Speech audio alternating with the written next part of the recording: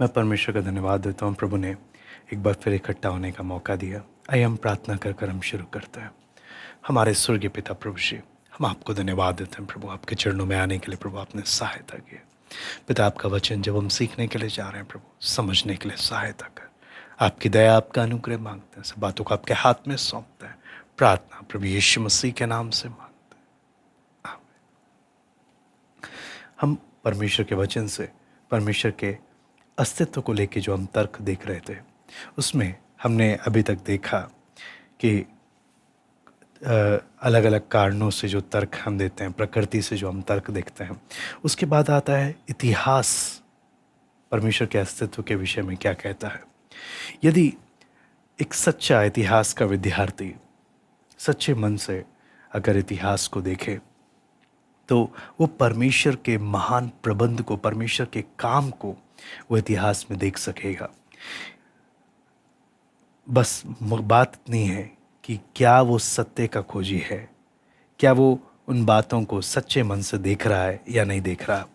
तो जब हम इतिहास को देखते हैं, इसका मतलब नहीं कि इतिहास में जो भी हुआ सब सही हुआ, नहीं। परमेश्वर का वचन इस बात को प्रेरणा नहीं देता कि इतिहास में हर बातें सही हैं, बल्कि परमेश्वर का वचन ये बात हमें बताता है कि मनुष्य पापी है, बलवा करने वाला है, और परमेश्वर ने उसे स्वतंत्र इच्छा दी है, उसको खुद की आज़ादी दी है कि वो अपने फैसले खुद ले सकता है।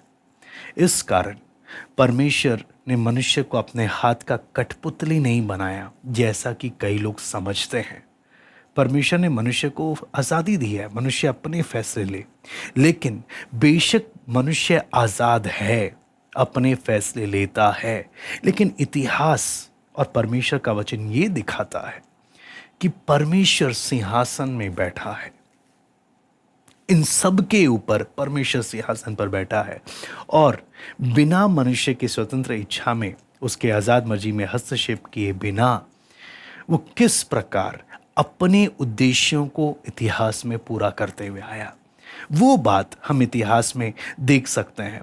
तो इसलिए विशेष रूप से उन भविष्य परमेश्वर के वचन में, जो परमेश्वर ने अपनी आत्मा के द्वारा अपने दासों को, नबियों को इस्तेमाल करते हुए जो पुराने नियम में जो भविष्यवाणियाँ कही थी, जब एक व्यक्ति इतिहास का एक विद्यार्थी जब इतिहास को पढ़ता है, विशेष रूप से प्रभु यीशु को, तो किस प्रकार जो भविष्यवाणियाँ हैं प्रभु यीशु में कितनी सटीक बैठती हैं, वो बात वो देख पाएगा। यीशु मसीह के इस पृथ्वी के जीवन के विषय में, और विशेष रूप से इज़राइल के इतिहास को लेकर, है ना, उनकी आशा, उनका मसीहा का इंतज़ार करना, है ना, प्रभु यीशु के देह धारण, उसके जीवन, मृत्यु, पुनरुत्थान को लेकर, और कलीसिया का, है ना, इतने विरोध के सामने दृढ़ता से खड़े रहना। और इतिहास में जब हम इज़राइल को देखते हैं कि इज़राइल को उसको नाश ना कर पाना, इतिहास, मैं आपको बार बोलता हूँ, इतिहास इस बात का प्रमाण देता है। इसलिए जब एक व्यक्ति जब परमेश्वर के वचन और इतिहास को लेकर जब एक व्यक्ति पढ़ता है और दोनों को जोड़कर जब देखता है, तो उसको स्पष्ट दिखाई देता है कि सचमुच सचमुच ये पुस्तक कोई काल्पनिक नहीं, ये पुस्तक केवल मनुष्य का लिखा हुआ कोई अपना सोच नहीं, कोई अपनी मोरल स्टोरीज नहीं है, कोई नैतिक कहानियाँ नहीं है। ये परमेश्वर स्वयं इतिहास में वास्तव में कैसे काम कर रहा है, वो साफ दिखाई देता है।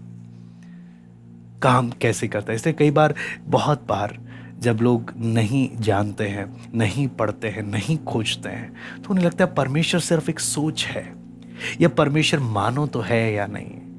लेकिन जब एक व्यक्ति तथ्यों को, फैक्ट्स को, इतिहास को जब एक एक बातें जोड़ जोड़ कर जब देखता है, स्पष्ट दिखाई देता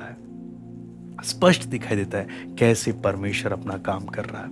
इसलिए ना सिर्फ इतना, नेपोलियन के बारे में आप जानते ही हैं, नेपोलियन खुद प्रभु यीशु के बारे में जब बताता है, अपने जनरल बर्नार्ड को जब अपनी चिट्ठी लिखते हुए वो प्रभु यीशु के बारे में बताता है कि बोलता है मैंने दुनिया में सबको, सब बड़े से बड़े अवतारों को, सबके बारे में मैंने देखा, लेकिन जब मैं प्रभु यीशु के बारे में बात करता हूं, नेपोलियन बोलता है, मुझे उसके बराबर का कोई व्यक्ति नहीं मिला, उसके तुलना में कोई नहीं मिला, वही एकमात्र है। कहने का मतलब इतिहास गवाही देता है प्रभु यीशु कौन है, परमेश्वर के अस्तित्व के विषय में। लेकिन सारी बात है, जो सत्य को ढूंढ रहा है उसके सामने खुली है। परमेश्वर ने भरपूर प्रमाण दिए हैं। जो सत्य का खोजी है वो इतिहास के द्वारा भी परमेश्वर के महान कामों को देख सकता है। तो देख सकता है सुपर नेचुरल इवेंट्स को, है ना, जो मानवीय दृष्टि से संभव नहीं है। वो अद्भुत बातें इतिहास इस बात का गवाही देता है। आइए हम प्रार्थना करते हैं।